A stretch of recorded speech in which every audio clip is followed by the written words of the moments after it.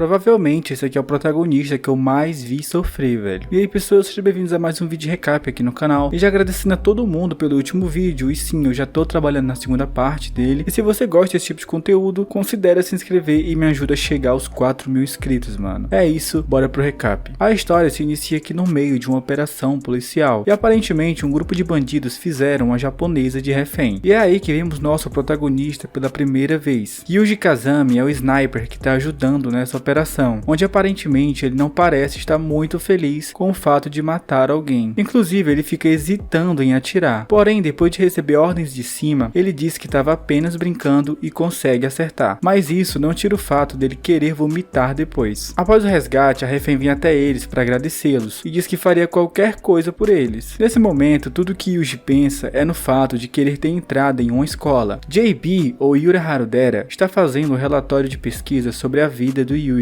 onde nesse momento vemos uma foto de família do protagonista, e nela tinha seu pai Ryuji, que basicamente ganhava dinheiro com coisas ilegais, sua mãe Satoko, uma mulher retraída e que estava sempre triste, sua irmã Kazuki, que era um artista incrível e muito inteligente, porém tinha morrido em um acidente de ônibus. E esse aqui é o nosso protagonista, que era tratado super mal pelos seus pais e era o mais novo da família. A irmã do Yuji era uma verdadeira gênio, inclusive vendia suas artes por milhões de ienes e sempre demonstrou muita inteligência desde mais nova. Depois disso, vemos que o protagonista chega na sala da JB, onde ela vai fazer uma entrevista com ele. A primeira pergunta é sobre sua irmã e qual o significado ela tinha na sua vida. Ele responde que por muito tempo ele evitava ela, pelo fato dela ser muito talentosa. Acaso que sempre perguntava pro Yuji do porquê ele estar mal, e ele dizia que sempre se sentia um bobão perto dela. À primeira vista, os dois tinham um relacionamento muito bom entre irmãos, onde ela tentava ensinar muita coisa pra ele. Até ter um dia que ela descobre qual é a mão mais forte dele, que no caso seria a esquerda. Isso é uma brincadeira de arremessar a bola. Teve um momento que o protagonista resolveu fazer um desenho que parecia até bem simples perto do de sua irmã, mas ela gosta bastante e coloca ele em uma tela. Porém, quando seu pai vê aquilo, ele manda remover imediatamente, pois estava horrível, e isso atrapalharia quando o cliente chegasse. Acaso que diz que não vai remover e que tinha gostado do desenho. E nesse momento, Yuji entra na sala e rasga o desenho no meio. Mais tarde, sua irmã conserta a folha que foi rasgada e se sente muito mal pelo seu irmão. Um dia, voltando para casa, o protagonista vê um homem estranho na sua casa, que oferece a ele um chocolate em uma caixa dourada, e lá dentro tocava uma música quando ele abria. O Yuji aceita o chocolate e vai pro seu quarto. Aquele homem pergunta pro pai dele se ele também desenhava, porém o seu pai diz que o garoto tem uma vergonha. Depois de tudo que estava acontecendo, o caso que não estava mais desenhando como antes, o que deixava seu pai com muita raiva. E nesse tempo, ela tentou o máximo ajudar o Yuji a se divertir e a fazer amigos. Porém, uma noite, quando todos foram jantar fora, inclusive a Kazuki, o protagonista não tinha nada para comer a não ser um pão velho. Quando a sua irmã chegou e viu ele molhando o pão na água, ficou desesperada e muito mal por não ter percebido isso antes. Naquela noite, o Yuji ouvia sua irmã a noite inteira discutindo com seus pais, que até resolveram o problema da comida dele, porém começaram a ignorar ainda mais o Yuji. Apesar do protagonista e sua irmã se darem muito bem, um lado estranho da Kazuki estava começando a aparecer. Ela tinha muitos ciúmes do irmão dela com outras garotas e chegou até a brigar com ele sobre isso. Acontece que a Kazuki tinha outro interesse no Yuji. Sim, ela basicamente se relacionava com ele de uma forma diferente. Eu acho que vocês entendem o que eu tô querendo dizer. E também ela tentava colocar na cabeça dele que aquilo era algo normal. Depois disso, ela acabou indo para uma escola famosa e contrariou os pais dela em não ir para a turma de artes. Porém, ainda assim, toda a família dependia dela e das suas pinturas. E o Yuji a via como uma pessoa de mais autoridade dentro da sua casa. Até que o dia do acidente aconteceu. Depois disso, a vida do protagonista, que já não era muito boa, ficou ainda pior. O seu pai não conseguiu superar aquilo e passou a beber muito. Nisso, começou a fazer coisas horríveis com ele e sua mãe. Não aguentando mais, eles resolveram ir embora. Por mais que a casa fosse diferente, ainda assim ela é bem melhor do que continuar lá. A sua mãe trabalhava dia e noite para sustentar a casa. E tudo ficou assim por mais ou menos um ano, até que um dia o seu pai bêbado invadiu a casa de Yuji e sua mãe. E nesse momento, o protagonista presenciou uma das cenas mais horríveis que ele poderia ver. A mãe dele estava sendo exatamente isso que você pensou. E o Yuji, naquele momento, só pensou em pegar uma garrafa e tacar no seu pai. Depois disso, eles resolvem fugir. No entanto, a mãe dele diz que não vai conseguir e pede para ele ir para a estação e esperar ela. Yuji sai correndo pelas ruas sozinho, e ao chegar lá, ele percebe que a sua mãe não viria. Então ele decide voltar. Se assustando com a multidão em frente à sua casa, ele vê o corpo do seu pai saindo em uma maca. E ao correr para dentro da casa, atrás da sua mãe, ele viu que seria a pior cena da sua vida. Basicamente, ela tinha feito aquilo com a letra S. Após isso, Yuji acorda em um hospital e alguns homens entregam para ele a última carta de sua mãe, que diz sentir muito por por ele. Recebendo alta, o protagonista seria adotado por Oslo, aquele homem que tinha dado chocolate para ele anteriormente. Porém, isso seria um triste início de uma vida aterrorizante que ia começar. Eu não posso falar muito sobre os detalhes, mas pense em qualquer coisa ruim que esse cara podia fazer com Yuji, ele fez, velho. Inclusive, até foi forçado a matar alguém. E um tempo depois, o Oslo levou ele para uma base secreta criminosa, onde ele mesmo tinha fundado. Basicamente, era só crianças que já tinham sido entregues para ele. Nessa escola, o Yuji constantemente apanhava dos outros, pois Zolo fez questão de dizer que o protagonista era o favorito dele. Então os outros alunos descontavam a raiva de Oslo em Yuji. Porém, nesse tempo, ele conhece uma garota chamada Marlin, que sempre tratava os ferimentos dele e dividia seu lanche. Dentro da escola, o próprio Oslo treinava com Yuji às vezes e tentava destruir ainda mais a cabeça do protagonista com pensamentos nojentos. O dia da graduação daquela escola finalmente tinha chegado e tudo que ele precisava fazer era matar alguém. Mas infelizmente a sua oponente era nada mais nada menos que a própria Marlin. E depois de bater muito nela, vieram muitas lembranças do seu pai, o que fez ele impedir de completar o serviço. Marlin se levanta e nocauteia o Yuji, sendo assim ele perde a graduação. Na cela, Marlin o pede desculpas e diz que não queria que as coisas terminassem desse jeito. Depois disso, ela se forma e vai embora. Na cama da enfermaria, uma mulher diz que a garota que tinha se formado morreu no primeiro dia de trabalho. Yuji fica sem acreditar, mas sim, a Marlin estava morta. E mais uma vez o protagonista se culpa, pois ele diz que se ele tivesse ganhado aquela luta, ela ainda estaria viva. Depois de 2 meses, Yuji tinha ganhado a chance de se formar de novo, e ele só precisaria matar um homem, e ele fez. Nesse tempo, JB diz que ela era responsável por cuidar da investigação daquele caso, e a identidade de Yuji tinha ficado oculta até o dia em que finalmente a organização invadiu a mansão do Oslo, e depois de descobrirem uma passagem secreta para o subsolo, encontram o protagonista ainda com aquela peruca em cativeiro, e aquele finalmente seria o resgate do Yuji. Porém, Oslo ainda conseguiu escapar. Depois de toda essa conversa, o protagonista pede um descanso da entrevista e que depois ele continuaria sua história até os dias atuais. Bom pessoal, esse aqui foi o vídeo. Caso vocês queiram a parte 2, vocês colocam aí nos comentários que eu trago pra vocês, beleza? É isso, mais uma vez, se você ainda não se inscreveu no canal e quer me ajudar a chegar aos 4 mil inscritos, se inscreve aí. E me segue também nas redes sociais que vão estar aqui na descrição. E é isso, valeu, falou e tchau.